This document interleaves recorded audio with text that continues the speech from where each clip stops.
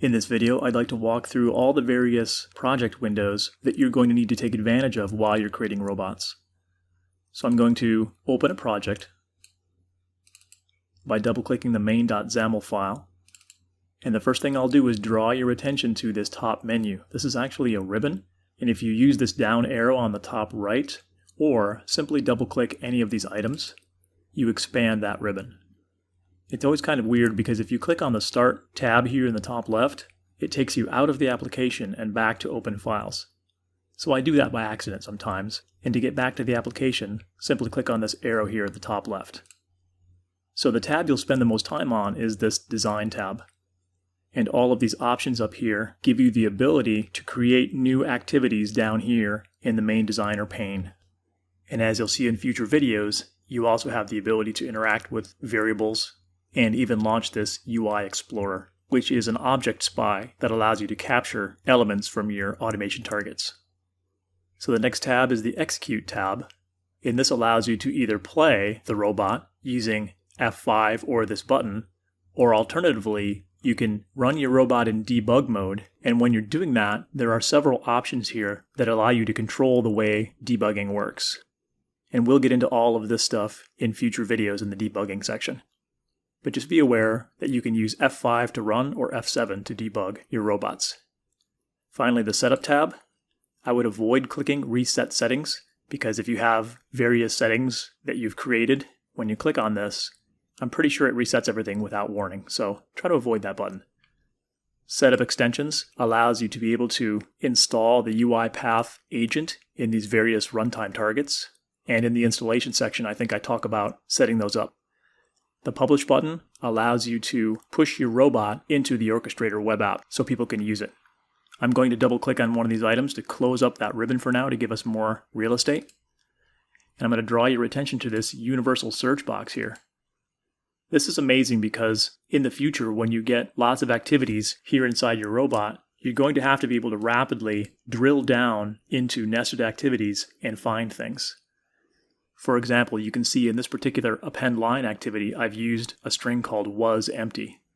So if I jump up here to the universal search and type wasEmpty, because maybe I saw that in a log file, you can see that it immediately shows me that within my main workflow, I've got file.toString plus wasEmpty. And if I double click on that, it zooms me right into that activity, even if it was buried several layers down deep. And it allows me to very quickly examine or update the properties for that activity. If I type in something more generic like text, you can see that in the main workflow area, there are several places where it was found. For instance, here, if I double click, it takes me to that activity. Inside my library, which is this tab over here on the top left, there are several items in the library that contain the word text. And then down here in the activities node, that represents all of these activities over here in this pane, so it gives you a sense of which of these activities have something to do with text. So that search bar is very powerful. Moving over here to these tabs on the left, Activities is actually one of those tabs, but you can notice it's pinned by default. If I click on this pin, it collapses down here along with those tabs, and that gives me even more real estate here in the center. So when I want to access my activities, I can click on them, do a search here, again for text, and you can see that all of the activities that have something to do with text are displayed, and then I could click and drag one on, and after I do that, that panel will disappear, leaving me more real estate here in the center. My project tab shows me the various files that are in my project, and every project by default is simply going to have one main.xaml file. And finally, in this library tab, by default, every project comes with some samples that you can open up and look at.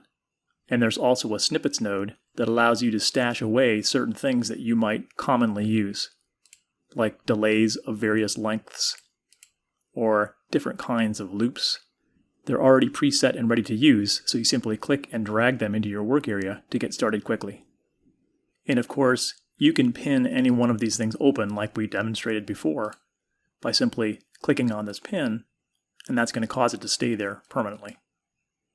Here in the Activities window, you can expand all of the activities or collapse them all. And this little icon here is very important, and I talked about this in the installation section. this is what you click on to manage which packages you currently have installed. So notice I have all these packages installed, but I do not have this Microsoft Activities extensions installed. To do that, I can simply click the Install button. Moving clockwise, we've already discussed this main development area, and I just wanted to point out that you can click the Expand All or Collapse All link to essentially show and hide all the various nested activities in your workspace. Moving over to the Properties pane, these are going to be configurable properties for any of your activities. And we can expand that by dragging out this bar here, and then secondly, by hovering here and pulling these open. So that gives you more space to interact with. And of course, you can stretch this down if you want to as well. So now any activity you click on in your workspace is going to display its properties so you can configure them accordingly. It's important to note that when you hover over any given activity on the top left here, you can see it tells you what type it is. It's a read text file. But you can see that same thing here at the top of the Properties window. When this one is selected, you can see that it's UiPath core activity of read text file. And then you can change the various properties of that activity by clicking in these text boxes. And if that's not enough real estate for typing, you simply click on these three dots, and that opens up a larger expandable window to modify whatever property it is you're currently focused on.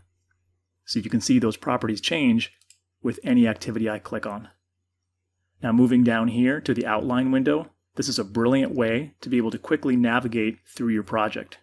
So if you've got activities nested inside activities, you can very quickly expand these various nodes and then click on various adjacent activities or even activities from a higher node to be able to jump to them and select them in the designer very quickly.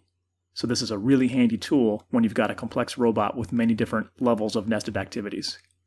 Finally, back down here at the bottom of the workspace window, this tab will show and hide a pane with a list of all the variables in your project. So when you click on it, it toggles that variables window open and closed. So that keeps your variables out of the way, but still within very easy reach. This toggles arguments for any given file that's currently open. So if you have extracted a workflow as a separate file, you're going to have arguments that are input values or output values from that workflow file. Imports are all the namespaces that have been imported that allow you to take advantage of the .NET framework to do interesting things. And we'll talk about importing namespaces in a future lecture. Over here, you've got a Fit to Screen button, which shrinks everything down to fit on the screen. And if you happen to be scrolled in real close, you can grab this little hand and you can move things around. And you can also click on this to expand this little overview guy, and you can drag this around to all the various places you know exist and get to a spot that you want to edit very quickly and then close that up. And if I turn off the hand here and click on this activity, that activity is going to sync up down here in the outline. So if I jump back up here and click on this activity, notice that my outline changes and highlights the current activity that I'm on, and I have my properties available right here.